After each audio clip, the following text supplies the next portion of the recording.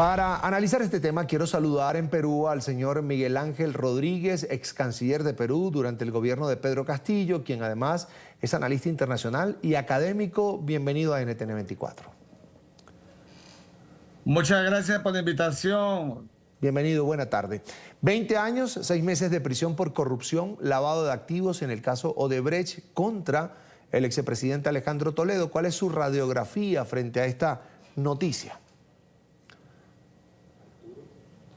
Bueno, se trata de una sentencia que ha emitido la justicia peruana en primera instancia y es una sentencia de naturaleza parcial porque la naturaleza integral de ella será todavía a fin de mes, pero es una sentencia que impacta, por supuesto, negativamente en la persona del expresidente Alejandro Toledo.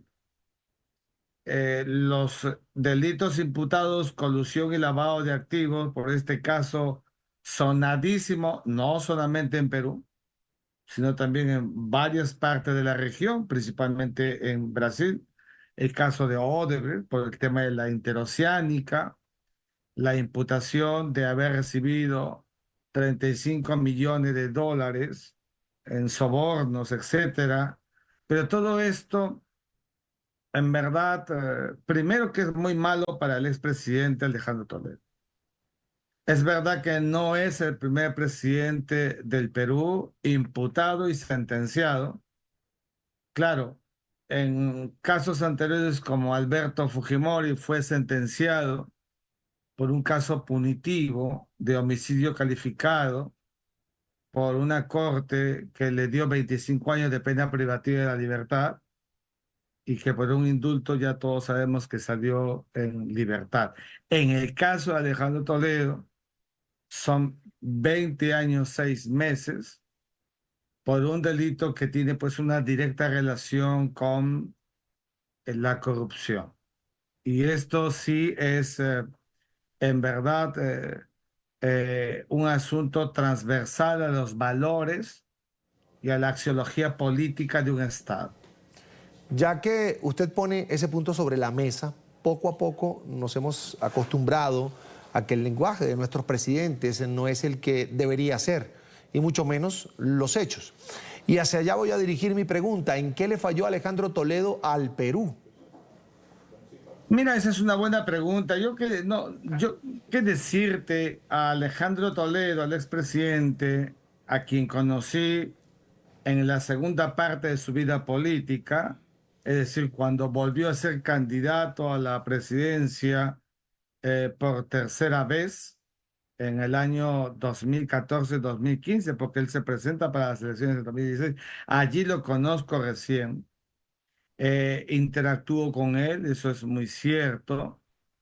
Y yo creo que bajo los parámetros de la cientificidad del derecho, que lo han imputado culpable, técnicamente para el derecho es culpable, más allá de que pueda apelar la sentencia, como que seguramente lo va a hacer su abogado.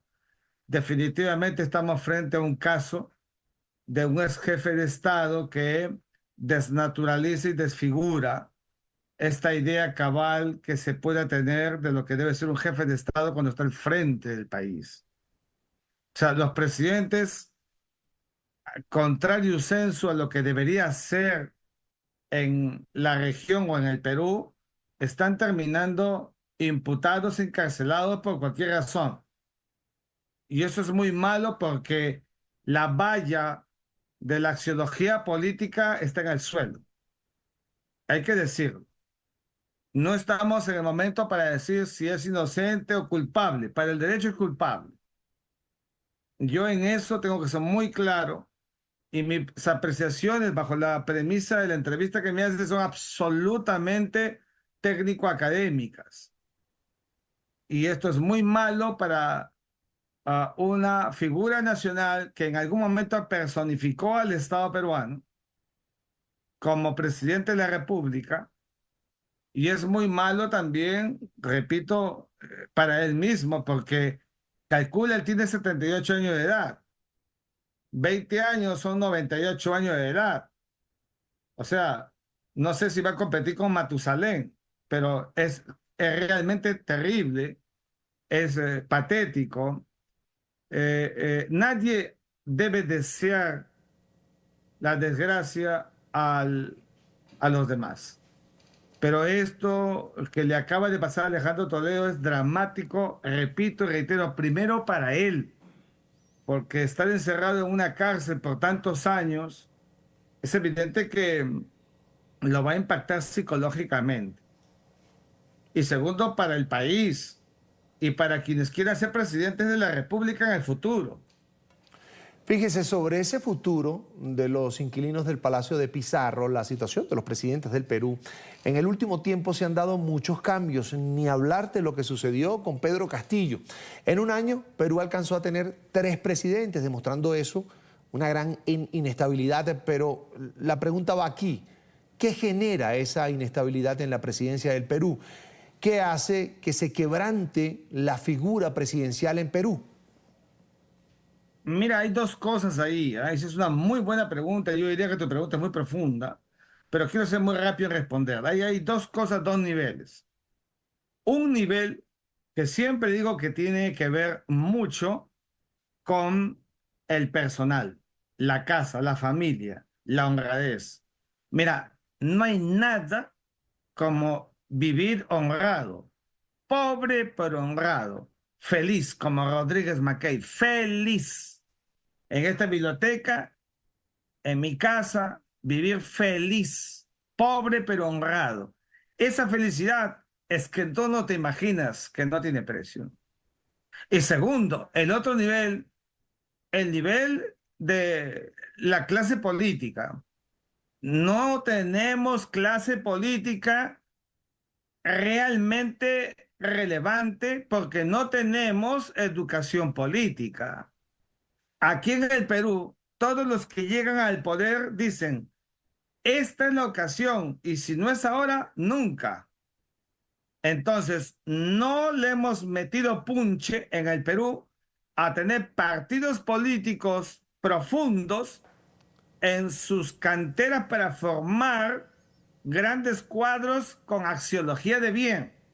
Tenemos partidos muy importantes, históricos como el APRA en el centro, el Partido Popular Cristiano, qué sé yo, o Izquierda Unida en el pasado.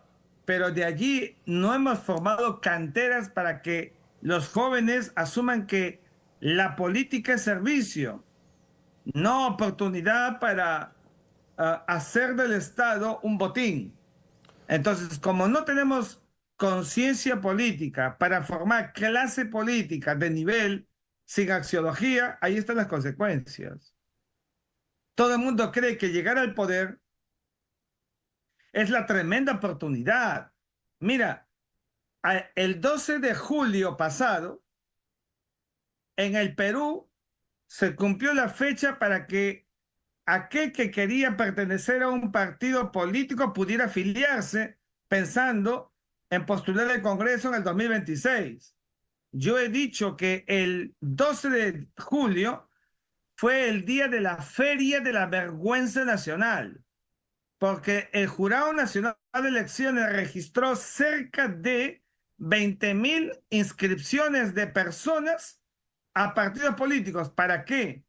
Para que llegara al Congreso como sea. No hay conciencia de participación para servir al país, sino de llegar al Congreso o sabe Dios a qué espacio y saquear al Estado. Entonces, ahí estamos muy malos peruanos. Estamos viviendo un statu quo y estamos viviendo en una suerte de acto circular y no salimos de allí porque no apostamos por una clase política renovada, limpia, transparente, honesta, que es lo que se quiere y se busca. Para ir cerrando, tenemos el panorama de elecciones en abril del 2026. ¿Cuál es ese mensaje que debería quedar en la clase política peruana que quiere participar en esos comicios? Me preocupa, fíjate que que no tomemos conciencia de lo que significa el servicio en la política. El 12 de julio pasado fue, a mi juicio, el día de la vergüenza en el Perú, porque hemos visto una feria política. Último día, de acuerdo al Jurado Nacional de Elecciones, para que la gente que desee participar en política se inscriba en un partido y pueda eventualmente ser candidato al Congreso de la República. Bueno, ese día se registraron cerca de 20.000 inscripciones según el Jurado Nacional de Elecciones. ¿Alguno va a creer en verdad que la gente esperó el último día porque está mirando conceptualmente la ideología A o B? No, pues está mirando el candidato. Si, ¿con quién puedo ir? ¿Con esto y con el otro? Eso es una vergüenza, porque entonces se han inscrito, lo digo con el mayor respeto, pero aquí en el Perú todos saben que digo las cosas directas. Pero es que la vocación no es el Perú, sino saquear al Perú. Eso es muy grave. Tenemos que invertir en educación política para tener partidos políticos profundos de verdad y que los partidos históricos coadyuven en ello para formar canteras, para que la gente entienda que a la patria se le sirve, no se le ingresa para avasallar y saquear el erario del Estado. Y esa conciencia política cuesta, pues también hay que invertir. Quiero agradecer al ex canciller peruano Miguel Rodríguez por estos minutos con nosotros aquí en la tarde de NTN 24. Será hasta la próxima. Gracias a ustedes, ¿no? Hasta pronto.